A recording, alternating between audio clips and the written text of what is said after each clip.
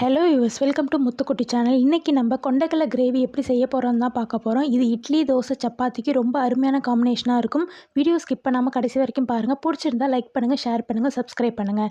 இதுக்கு ஒரு மிக்சர் ஜாரில் ஒரு சின்ன சைஸ் அளவுக்கு பட்டை சேர்த்துக்கிறேன், 3 லவங்கம் சேர்த்துக்கிறேன், ஒரு ஆஃப் வெங்காயத்தை கட் பண்ணி வச்சுருக்கேன் அதை சேர்த்துக்கிறேன், 6லேருந்து 7 பல் பூண்டு சேர்த்துக்கிறேன், அப்புறம் ஒரு சின்ன பீஸ் அளவுக்கு இஞ்சி சேர்த்துக்கிறேன், அப்புறம் ஒரு சின்ன பீஸ் அளவுக்கு தேங்காய் சேர்த்துக்கிறேன். இதுக்கப்புறம் 1 டேபிள் ஸ்பூன் அளவுக்கு பெருஞ்சீரகம், 1 டேபிள் ஸ்பூன் அளவுக்கு ஜீரகம், 1 டேபிள் ஸ்பூன் அளவுக்கு மிளகு சேர்த்துட்டு நல்லா திக்கான பேஸ்ட்டாக அரைச்சி எடுத்துக்கிறேன். இதுக்கப்புறம் அடுப்பில் கடாயை வச்சு ஒரு 5 டேபிள் ஸ்பூன் அளவுக்கு எண்ணெய் சேர்த்துக்கிறேன்.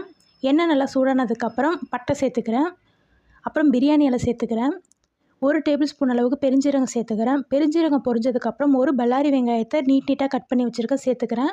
அப்புறம் 3 பச்சை மிளகாய் சேர்த்துட்டு நல்லா வதக்கி விட்டுக்கிறேன். அதுக்கப்புறம் ஒரு தக்காளி சின்னதாக கட் பண்ணி வச்சுருக்கேன் அதையும் சேர்த்துக்கிறேன். அதுக்கப்புறம் அரைச்ச பேஸ்ட் அதோடு சேர்த்து வதக்கி விட்டுக்கிறேன். இதை நம்ம வதக்காமல் அரைச்சதுனால பச்சை வாசனை போகிற அளவுக்கு நம்ம வதக்கிக்கணும்.